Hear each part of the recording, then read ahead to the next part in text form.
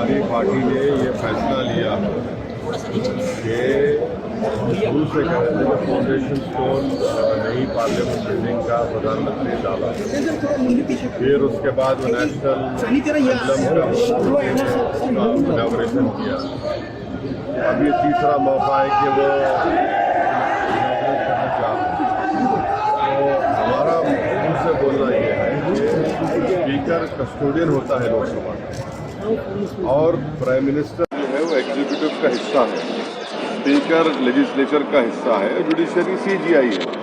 तो प्रधानमंत्री बहैसियत एग्जीक्यूटिव गैर जरूरी के लेजिस्लेचर के डोमेन में इंटरफेयर कर रहे हैं, और हमारे संविधान में सेपरेशन ऑफ पावर्स हमारे संविधान के बेसिक स्ट्रक्चर का हिस्सा है। तो हमारा बोलना यह है कि प्रधानमंत्री इसका इनॉग्रेशन स्पीकर साहब ओम बिरला के जरिए कराए और उनको करने दें, और वो ऐसा करते हैं तो एमआईएम पार्टी से शिरकत करेगी। जहां तक नई लोकसभा का सवाल है, यस, जब 2019 में चुनाव के बाद जब पहली ऑल पार्टी मीटिंग पार्लियामेंट के लाइब्रेरी में हुई थी, उस वक्त मैं एक वाहिद एमपी था जिसने इस बात को उठाया था कि हमको नई लोकसभा की जरूरत है, क्योंकि जो पुरानी लोकसभा में जब वोट ऑफ कॉन्फिडेंस होता है या कोई बिल को पास किया जाता है तो बहुत मुश्किल होता है उसमें, और उसका जो पुरानी बिल्डिंग है बड़ी खूबसूरत जरूर है, उसका फायर क्लियरेंस भी नहीं है। मगर ये जो इनॉग्रेशन हो रहा है तो स्पीकर को करना चाहिए, क्योंकि वो कस्टोडियन है हाउस के।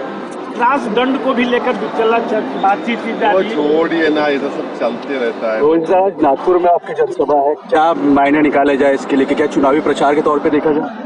ये पार्टी के प्रोग्राम है, पार्टी के प्रोग्राम को आए हैं, पार्टी को स्ट्रेंथन करने के लिए हमारी जिम्मेदारी है, हमारे जिम्मेदार लोग काम कर रहे हैं, हम आए।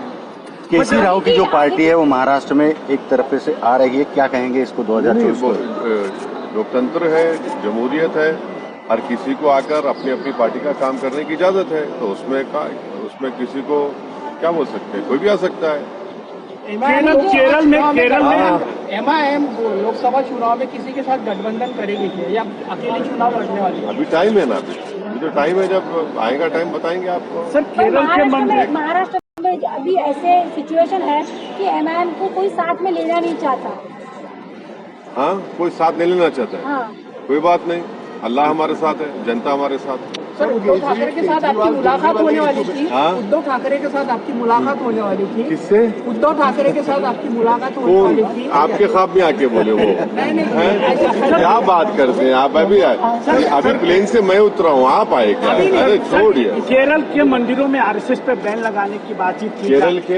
केरल में जितने भी मंदिर हैं वहाँ पे आरएसएस की जो शाखाएं होती है उस पे बैन लगाने की बातचीत की गई है, सरकार कह रही है। मुझे नहीं मालूम, मैं तो आपसे सुन रहा हूँ, मुझे नहीं। मेरठ में जो हुआ उसके बारे में कुछ कहेंगे आप? मेरठ में तो झूठा इल्जाम लगाया गया है, हमारे कॉरपोरेटर्स पूरे खड़े हुए, गैर जरूरी तौर पर बीजेपी के लोग वहाँ पर एग्रेसिवनेस दिखाए, गैर जरूरी तौर पर गाली गलौज किए और दबाने की कोशिश की है। मगर हम बीजेपी के लोगों से कहना चाहेंगे कि एमआईएम से मत करिए आप, अगर आप इस तरह करेंगे तो फिर हम भी आपका जवाब देंगे जमहूरी तरीके से। नागपुर के कुछ मंदिरों में एक ड्रेस कोड लागू किया गया है, कल से कुछ नोटिस बोर्ड लगाए हैं, आपका उसमें मेरे को नहीं मालूम सर। मेरठ के इशू तो आपकी पार्टी शिरकत नहीं करेगी कल के? हाँ, हमने कहा है ना, अगर प्रधानमंत्री स्पीकर से कराते हैं तो हम बराबर जाएंगे, क्योंकि लोकसभा का कस्टोडियन जो है वो स्पीकर है। स्पीकर है, प्रधानमंत्री बड़े नहीं है लोकसभा में, स्पीकर बड़ा है, लीडर ऑपोजिशन बड़ा नहीं होता है।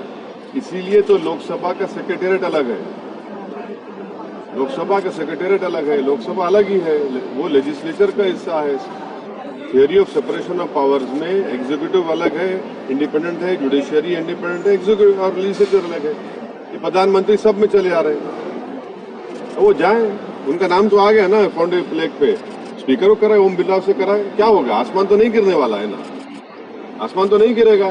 दिल बड़ा करे प्रधानमंत्री थोड़ा। उन्होंने तो सजदा किया था पार्लियामेंट को जब पहली मरतबा गए थे, संविधान किताब उठाकर चूमा था उसको, तो सजदा और अब चूम लिए, तो ओम बिरला से कहिए कि करो इनॉग्रेशन। बाइकआउट गैंग सर बोल रहे हैं आप लोगों को? बाइकआउट गैंग बोला जा रहा है भाजपा की तरफ से।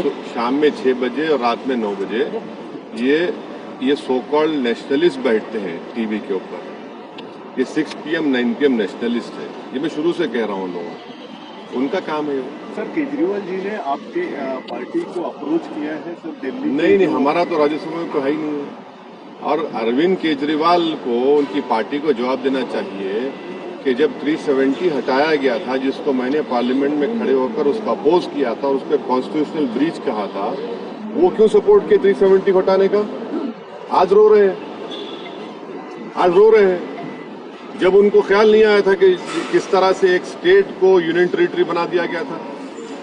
तो ये इनकी हमेशा से अरविंद केजरीवाल जो है सॉफ्ट हिंदुत्व नहीं बल्कि रियल हिंदुत्व को फॉलो करता है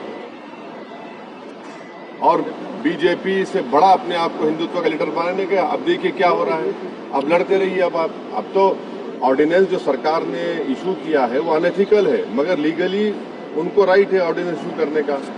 अब सुप्रीम कोर्ट में जाएंगे, वहां पर सरकार बोलेगी कि हम पार्लियामेंट बिल ला रहे हैं। अब लड़ते रहिए, अब आप तो अब आ जाएगा।